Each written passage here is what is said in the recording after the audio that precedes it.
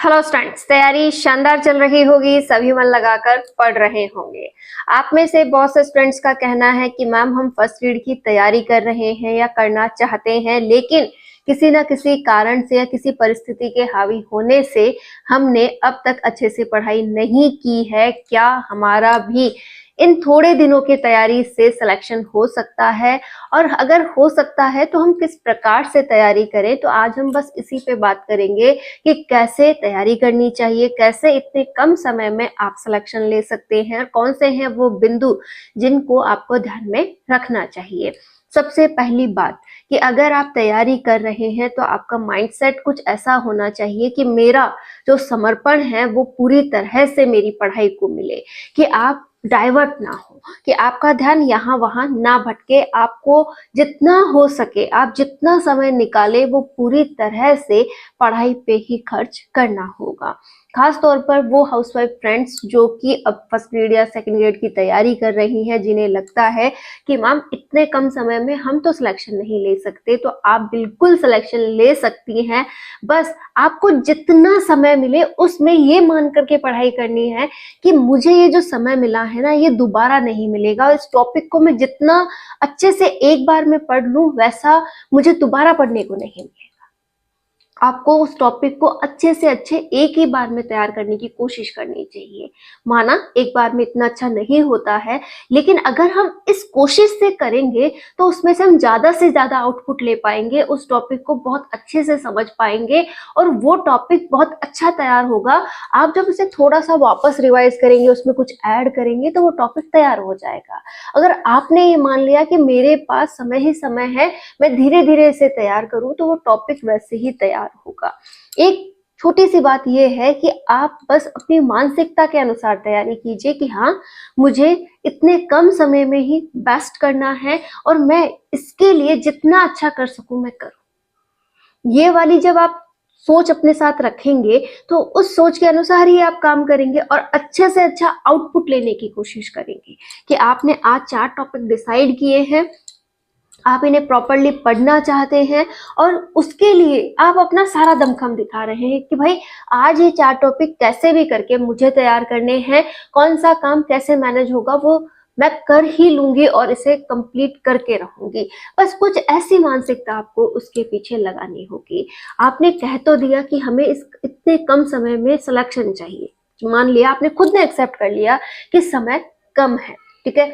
तो अब आप कैसे उम्मीद कर सकते हैं कि 4 से 5 घंटे में ही आपका काम निकल जाएगा? आप 4 से 5 घंटे का समय अगर पढ़ाई को देंगे तो आपका सिलेक्शन हो जाएगा? नहीं होगा। कैसे होगा?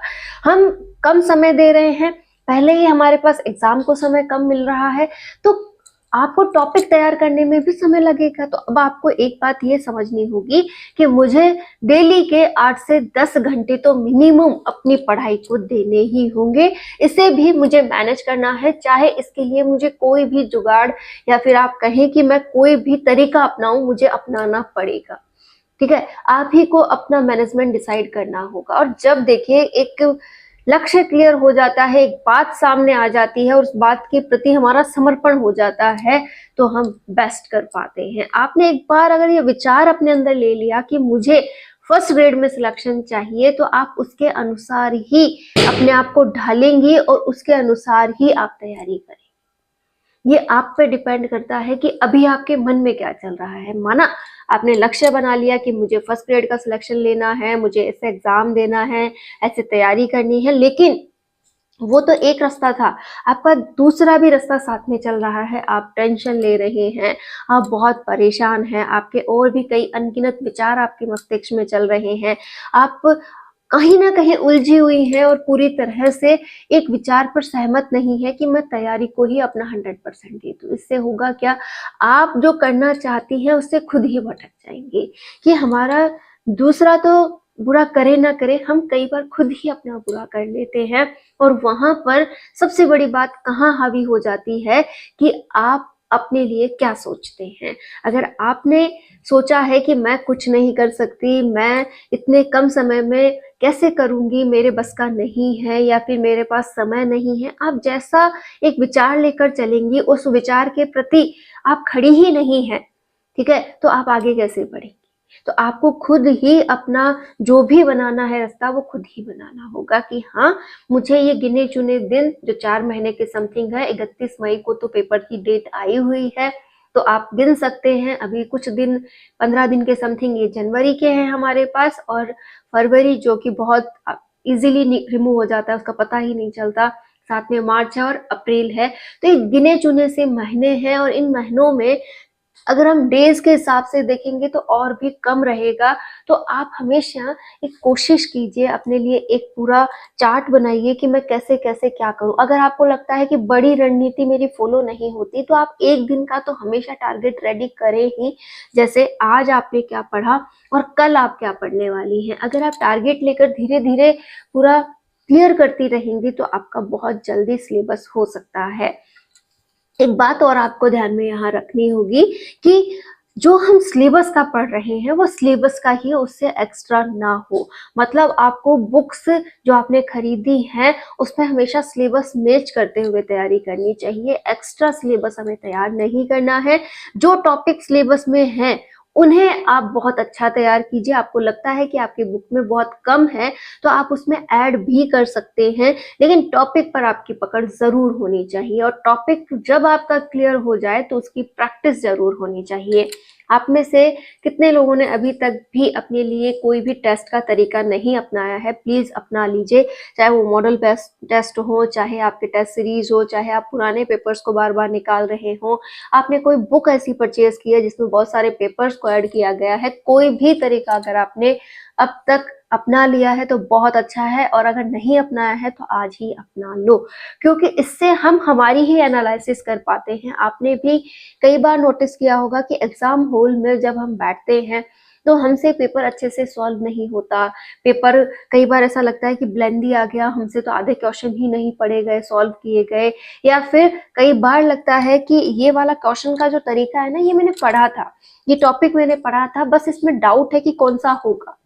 ये सभी डाउट्स, सारी बातें कब सॉल्व हो जाती हैं? जब हमारे पढ़े हुए को हम बार बार रिवाइज करते हैं। तो आप भी कोशिश करें कि अपने जो भी टॉपिक्स तैयार होते जा रहे हैं उनको आप रिवाइज करते रहें, साथ ही साथ उनसे रिलेटेड आप टेस्ट वगैरह देते रहें। इससे आपका जो भी माइंडसेट है वो भी क्लियर होगा कि हाँ मुझे आ रहा है, एक अलग ही पॉजिटिवनेस आएगी। और अगर उन टेस्ट में नंबर कम आ रहे हो तो भी एक बार ये सोचिएगा कि ये जो लेवल है इससे कहीं अच्छा लेवल मेरे उस पेपर का आने वाला है। बस मुझे अपनी कमियां परखनी है कि मैंने कहाँ गलती की इस टेस्ट में, जो मैं आगे ना करूं। इससे आपका टेस्ट जो है वो बहुत शानदार हो जाएगा। एक काम हमें और करना है, वो ये होगा कि अगर आपने एक टॉपिक को कई बार पढ़ लिया है, आपका वो टॉपिक क्लियर हो गया है, तो आप जब भी फ्री हो, आप उसका रिवाइजेशन कर रहे हो, तो अपने लिए एक पेज पर उसको रफली लिख लीजिएगा, ताकि वो एक शॉर्ट नोट की तरह तैयार हो जाए। और उस शॉर्ट नोट को आप एग्जाम में जाने से पहले, जब 5-10 दिन हम पढ़ाई करते हैं, उन दिनों में उसे रिवाइज कर सके। इससे होगा ये कि हमें जो पॉइंट्स है ना वो लंबे समय तक याद रहने लग जाएंगे। कि अगर आप नोट्स बनाने के इच्छुक हैं तो अभी आप नोट्स ना बनाएं। जिनका सिलेबस काफी अच्छी बार हो, मतलब 1 से 2 बार हो गया है, जिन्होंने बहुत अच्छे से अपने एग्जाम्स के लिए तैयारी कर ली है, वो अब अपने लिए जब रिवीजन करें तो शॉर्ट नोट प्रिपेयर करें। लेकिन अगर आप पहली बार ही पढ़ रहे हैं, अभी बहुत कुछ आपको उसमें जोड़ना है, समझना है, तो आप नोट्स के पीछे ना भागे। आपको ये क्लियर करना है कि वो टॉपिक बहुत अच्छा तैयार हो जाए, उसका रिविजन हो जाए, और उसके बाद आपको लगता है कि हाँ अब मैं इतना इसमें सक्षम हूं कि अपने लिए कुछ शब्द मैं उस टॉपिक से रिलेटेड लिख सकूं, तो आप शॉर्ट नोट्स बनाइए। क्योंकि शॉर्ट नोट्स का मतलब ही शॉर्ट है, आप कुछ कॉपी नहीं कर सकते उस टॉपिक के। आपको करना यह है कि आप अपनी लैंग्वेज में अपने तरीके से आड़ी टेढ़ी लाइनें खींचते हुए जब उसको छोटे से पेज में डेकोरेट करते हो ना उस टॉपिक को, उसी को हम क्या कहते हैं, शॉर्ट नोट। ये तो मैं अपनी बात रख रही हूँ कि मेरा तरीका क्या है और मैं कैसे शॉर्ट नोट बनाती हूँ। मैंने जैसे आपसे शेयर किया था कि मेरा सिलेबस हो गया है एक बार, मैं अभी अपने पीहर जब जाके आई तो मैंने काफी हद तक कुछ टॉपिक्स जो हैं उन्हें छोड़ते हुए बहुत कुछ रिवाइज भी किया है। तो मैं मान सकती हूँ कि मेरा सिलेबस काफी अच्छे लेवल पर चल रहा है। अब मैं अपने सब्जेक्ट्स को, सभी जो भी फर्स्ट पेपर के सब्जेक्ट्स हैं उनको फिर से एक रिवीजन स्टार्ट करने वाली हूँ। अगर आप भी चाहते हैं कि आप भी रिवीजन कर रहे हैं और मेरे साथ रिवीजन करना चाहते हैं, तो मैं जल्द ही रिवीजन का क्या क्या पोर्शन रहने वाला है, कैसे रिवीजन करूंगी, वो सभी बातें भी मैं आपके साथ शेयर करूंगी। और कैसे कितने डेज में मैं मतलब जो अपना रिवीजन रहेगा उसे करने वाली हूँ, वो वाला बिंदु भी मैं आपके साथ शेयर करने वाली हूँ। तो कुल मिलाकर हम फर्स्ट ग्रेड से रिलेटेड हर एक बिंदु पर यहाँ पर चर्चा करेंगे।